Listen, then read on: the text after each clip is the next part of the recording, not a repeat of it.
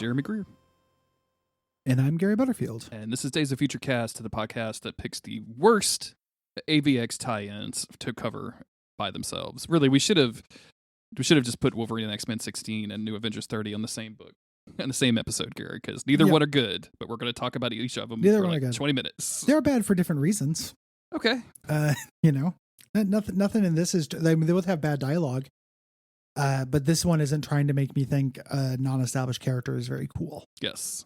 Which I like. We are covering the New Avengers number 30, a comic book whose cover has Luke Cage, Daredevil, and Iron Fist all running towards the viewer with a bunch of fiery wreckage in the background. I read this like 3 hours ago, and I'm like 80% confident Iron Fist isn't in it. Does he show up at some point? I don't remember. No, is he in this? He says something. Okay. He's not in it very much. Okay, cool. He's legit could not remember. It really should have been Mockingbird. Mockingbird gets a lot of stuff in this. Absolutely. You know? Jessica Jones appears on the little cast thing on the left when she gets talked to in a phone call. Mm-hmm. I was just going to read both AVXs, but there's a big warning that says, read this after AVX 11. Warning. And I really appreciated that because I was like, I could have guessed what would have happened, but, for convenience, I would have stepped on that rake. It's this is written by Brian Bendis and art by Mike Diodato. By the way, art is serviceable. It's okay. The writing is pretty irritating. Also, like, I love this. Like, read this after issue 11. Because it's like the first time that I feel like they've really like leaned into any sort of like help me out. Like we've been begging you. Yeah. This doesn't make any sense. This has been weirdly difficult. So we're in San Francisco. We're in like a semi truck, like an 18-wheeler type situation, and Daredevil and Luke Cage are in the back. They have and they're kind of recovering from the beach war, as I like to call it, the beach war of 2012. Mm-hmm. And they're doing the Brian Michael Bendis thing, which is superheroes talking about their lives while dressed up like superheroes and not doing any superhero stuff, which works sometimes. I don't actually mind this Luke Cage, Jessica Jones stuff, like the kind of through plot with him realizing that, I have a child, maybe I shouldn't go to a beach full of powerful cosmic mutants and punch them. Yeah, I shouldn't go fight the Phoenix. Yeah, because like that's realistic to me. Like, I have a baby and a wife, and I should probably not go fight the Phoenix. Like at some fights, I'm a bulletproof guy. I'm not a Phoenix proof guy. And then of course, I don't mind that either. And they laid track for it. Like a very early New Avengers tie-in that we covered in this series was about him struggling with that. Yeah, one of the first AVXs, I thought, or maybe that was a New Avengers, was where like she was like, "Hey, I'm out. Like we've got a child, and you can choose to do this, or you can come live with me." Yep. I'm just thinking about Daredevil here and how silly it is that he has that logo on his chest. Yeah. Like whom is that for? Other than the reader, the criminals, I guess. Like, criminals might recognize him for the rest of the outfit. The red bodysuit and little tiny horns. I guess after I'm in Daredevil season 3 on Netflix still, which is primo fucking Marvel content, by the way. Like fucking I should watch it. I should. Outstanding shit. Yeah. Put the season 2 with the ninjas on like 1.5 speed if you need to get through all that shit. Or I'll read a synopsis. Or just start like Daredevil wakes up after being killed in the Defenders supposedly, and like is dealing with the you could just start there and not really worry about anything. But part of that series is like Bullseye dresses up like Daredevil and kills a bunch of people. And it's brutal and crazy. And I feel like he just put the 2 Ds on his chest for like copyright infringement, because that happened once. And he's like, if you do it again, I'm going to get my copyright lawyer and sue you. Not Bullseye. Won't kill criminals. Yes. I love Luke Cage being like, I never asked you, how do you like being an Avenger? Just like very basic, funny questions. There's somebody in the back of the brig talking to them, and they're kind of ignoring. They're saying like, pipe it down, as they're doing this heart to heart. The person in the back is like, God, shut up. Mm-hmm. This shit's obnoxious. You talking about whether you want to be an Avenger or not, having a baby. it's revealed this is Emma Frost in Yes. the back with handcuffs, just being, very mad and being very like she's now a villain. It looks like, apparently, just completely. That's part of the reason why I want to read the aftermath stuff. Because she's real saucy about this whole thing. And I don't know if that's bad writing or if that's just the direction they decided to make the character. Like, her Phoenix brain has now made her pure sniveling villain. Or like, I don't know. I'll be curious if it like Cyclops betraying her also, like she that relationship being kind of the core foundation of her, breaking good and like that kind of weird attraction they have with each other. And now that's probably gone, like her having to deal with that and just going back to some of her old ways. I find it hilarious. Like, she got the Phoenix depowered, and so she's back in her like X-Men Emma Frost outfit, and they were just like, yeah, sit on the floor. Just sit over there. Like, I don't know. Just kind of looks vaguely penthousey, I guess. So just sit on the floor over there, Emma Frost. Like, I don't know. Yeah, weirdly a little sexy to have her on the floor in this fuck me pose for some reason. Mm-hmm. And they're just like, yesterday you wanted me to call you God, and she's being flippant. She's like, I didn't use those exact words. We were trying to save the world, which again, nobody will engage with that idea. It's too scary for them. And she says, the only part of this comic I like at all is she's like, at the end of the day, we're just doing what you were trying to do. You two of all people. And Luke Cage says, what does that mean? And Daredevil says, I think it's because we both protect our neighborhoods and we're both black, which is pretty funny. He's, has low vision. What's the joke here? I think the joke is that he doesn't. So the part I don't get is that her being like, I would have gotten that joke if I would have had telepathy. Yeah. I think it is a joke of him. So this, I could be wrong about this, and this is not me trying to be ableist. I think the joke is that because he is blind, he does not know what color he is. Okay. Is the joke he was making to Luke Cage. Well, that just seems like a lot of privilege. I don't know if that's what's going on. And it's confused by Emma Frost being like, if my mental powers weren't locked down, I would have gotten the joke. Because I thought maybe I saw two paths for this joke, which I did not understand. This didn't land for me at all. Either like she said, you two of all people, and he was making like why are you calling, like, you call it, what do you mean you people kind of thing, right? Like we're but that didn't really make sense. And then maybe this is some inside joke between Luke Cage and Daredevil that is just not explained in this book whatsoever. So she would have to have her mental powers to pick it up. I don't know, but either way, this seems like just really, it was the first time reading this book, and of course this is like the third page or whatever, that I was like, uh-oh, this is going to be a little weird. It's pretty confusing. It gets way worse. Oh yeah, absolutely.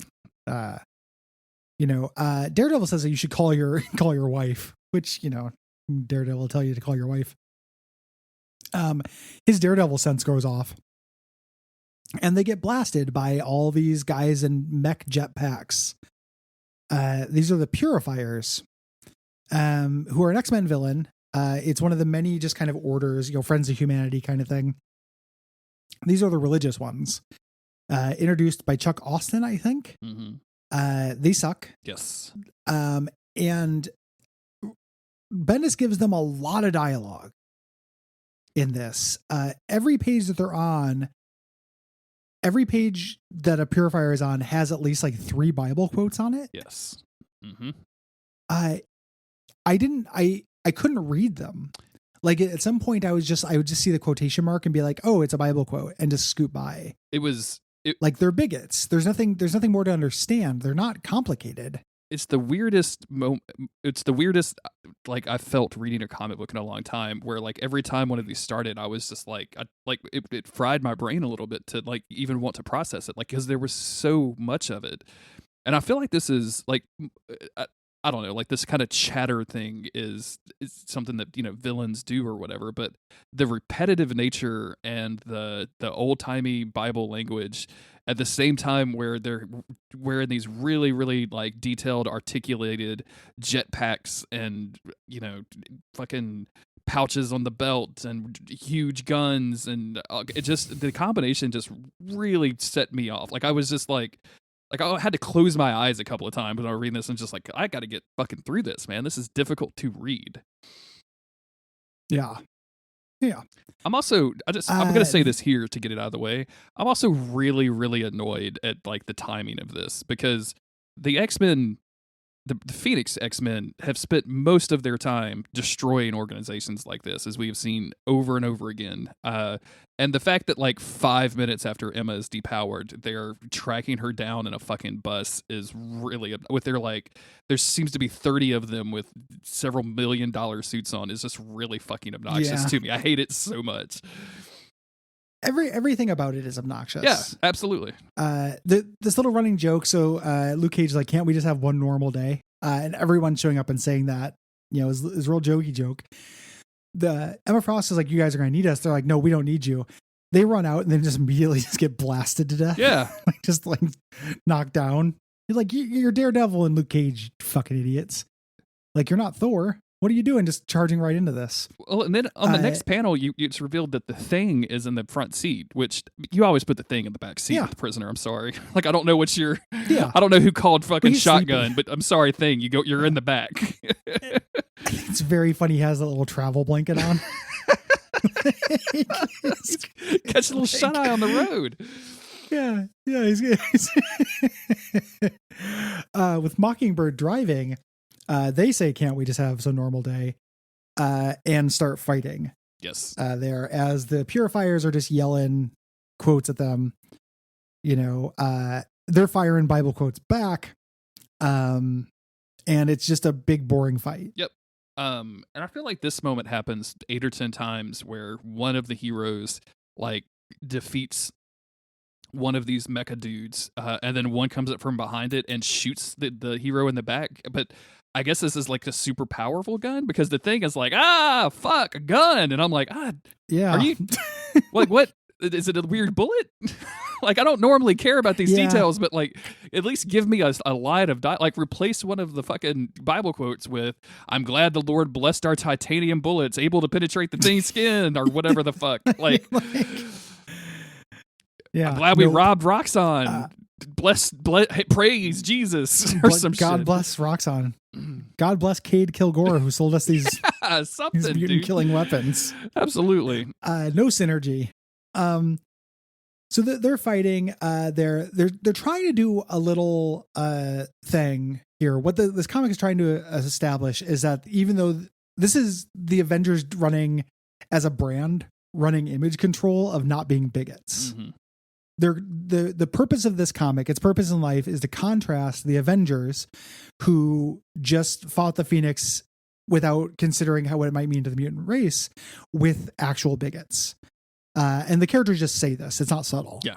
They're like, we're better than them because we just don't like Emma Frost for her, not because she's a mutant. Yeah. Great. Cool. Thank you. Yeah. And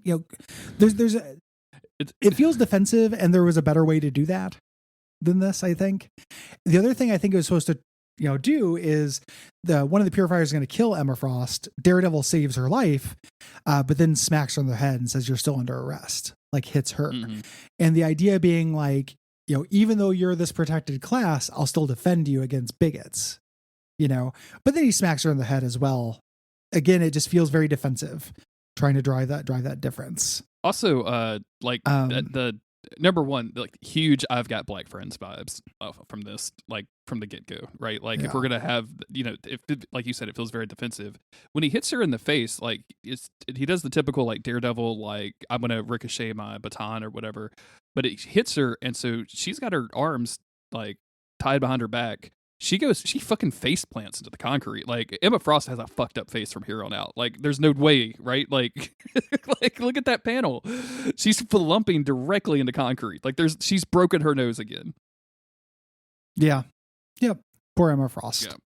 Yeah. More fights happen, shooting Luke Cage. And Luke Cage has his moment. He gets shot. And again, Luke Cage is bulletproof. They must have super bullets. They keep shooting him, and he's thinking about his wife and kid, and then also thinking about Iron Fist. Yeah. And, that's where he appears in this comic, is just like, oh yeah, Iron Fist is good. I like that guy. I like that dude. He's okay. And then he has the moment where he's like, enough, and then he starts beating a bunch of people up. Yeah. And correcting their Bible quotes. Mockingbird is batting way outside her weight class in this. She's, just punching these mech guys in the back and stuff. She steals one of their guns. shoots a bunch of them, takes them all down. I will absolutely basically. brook no Mockingbird slander on this podcast, Gary. You can fucking stand Hank Pym as all you want to, but like she's not batting out of her weight class. Like they're just dudes in a suit. Like what? What do you mean? What? They're dudes in a suit whose bullets can knock down the thing. Yeah, she dodged the bullets Like, and she took care of the dude in a suit. This is like standard everyday behavior for Mockingbird. So Mockingbird's just a lady. She's good, but it's weird. It's a little bit weird. I don't hate Mockingbird or anything. It just she's just a lady. I'm just saying you're only saying that about the woman on this team. You were just saying about Thing getting knocked down and fucked with. Which I like. I don't like anybody on this team. No. All these characters fucking suck. Like, I don't want any of this stuff. The thing that's irritating about it is, to me, is Bendis's weird obsession he got around New Avengers with characters that don't have powers. Like, he loved Spider-Man forever, and Spider-Man's a street level character. He has powers, but he's not fighting Thanos usually. He's fighting, the Shocker. And then his whole thing with New Avengers of like, let's get a whole team together of those guys has always been frustrating and dumb to me. Yes. Like, what if all of these characters who work as solo titles just all hung out? I've always thought that was kind of irritating. Like a Mockingbird story that was her doing spy shit, I'm way into that. Her fighting thing level threats feels weird to me. Like, what was she doing against the Phoenix when she was up at the beach? I mean, I would have kept my humans away from that. Same thing with Hawkeye. Like, I'm not saying like it's both. I'm not just saying like it's just Mockingbird. Like, I probably would have kept the people who are not invulnerable away from the Phoenix. Yes, 100%. If it were me. The idea like that we have to get all of the Avengers to fight the Phoenix Force, I thought was always, and I know it's a crossover event. You want to put the action figures together, but like the idea that we're dragging Daredevil from, and even Spider-Man, right? Like Spider-Man's done some work, but like I meant to call it out in the last issue, but that big spread on the beach where it's revealed that like they're fighting Emma in the background while Xavier and Cyclops is talking. There's a tiny little Spider-Man just swinging towards Emma, and I'm like, on what? Like, what are you? What are you doing? Are you? What are you swinging? Are you swinging on Thor? Like, what is the? Yeah, what's your end game here, Petey? It's like the video game where you have to swing on helicopters to get out to exactly. Yeah, Statue of Liberty. But it's that same thing where we're like, why are we sending fucking like street level Avengers like to cosmic level forces? Like, y'all have a Nova. If Nova can't take care of this, fucking Daredevil's not going to add anything to the fucking party. Yeah. Yeah. Iron Man and Thor show up as backup too late and say, can't we just have a normal day? Again, the joke. Thor's like, it's a good day. We took out yon villains. And Luke Cage calls his wife and quits the Avengers. Yes. That is the big momentous thing that is meant to have happened here. I don't care. Yeah. And I never want to read another issue of New Avengers again. Yep. I am done. Especially when the next episode is just like Doctor Strange like kicking a hand. Like the next issue is what it looks like. I think I said something else, but can you imagine a hand gets kicked? Oh my god. Ye hand be kicked. Not into this. It's like a MODOK TV series episode title. Not into this at all. The only thing I liked about this was at the very beginning with Luke Cage kind of doubting whether or not he wanted to be a part of this stuff. I feel like if I was Luke Cage before I quit the Avengers, I would just go to Captain America and be like, "Hey, I'm street level only. Like, I'm fucking Harlem. Like, earthbound stuff only. Like, I can't. I'm not only. Yeah, don't call me. Yeah, you call me for AIM or below. Yeah, I'm level 6 and higher, like or lower, whatever your fucking leveling format is. But like, don't bring me in for like, I don't know, Galactus. I'm not a Galactus guy. Like, I can't do anything. If Krang is here, I'm sorry. Like, I'm not a time guy. Like, I don't understand this stuff. I just like I feel like the Avengers should have like just, a ranking system of who gets to do what or who signs up for what. But it doesn't matter. It's also like a Bendis pet theme that like these little street little guys bat above their weight class. And I always think it's much more interesting when they're on the back foot. Like, I haven't watched Daredevil season 3, but I know like the best Daredevil comics I've read have all been him really, really in over his head. And same thing with my favorite Spider-Man comics, right? Like, that's how those characters work. And the idea that like, no, Like Luke Cage is a hero, and that means he can stand toe to toe with anything, is not that interesting to me. And it's not hate for Luke Cage. I love watching Luke Cage do shit. I just like it more when he's on the back foot. Yeah. To me. Anywho, thanks for listening. We appreciate you. Yeah. We'll be back with the final issue of the main crossover next episode. We will. In the meantime, be sure to tell everybody about the podcast. Go to patreon.com/Duckfeed.tv if you want to donate money to us, support the network, get access to a cool Slack channel where you can hang out with people that have the same interest as you, or maybe not. If you want to get to meet some new people with some new interests, there's all kinds of people in the Slack channel. Nothing wrong with that. No ratings, reviews. Tell your friends, and we will be back in a couple of days with AVX 12.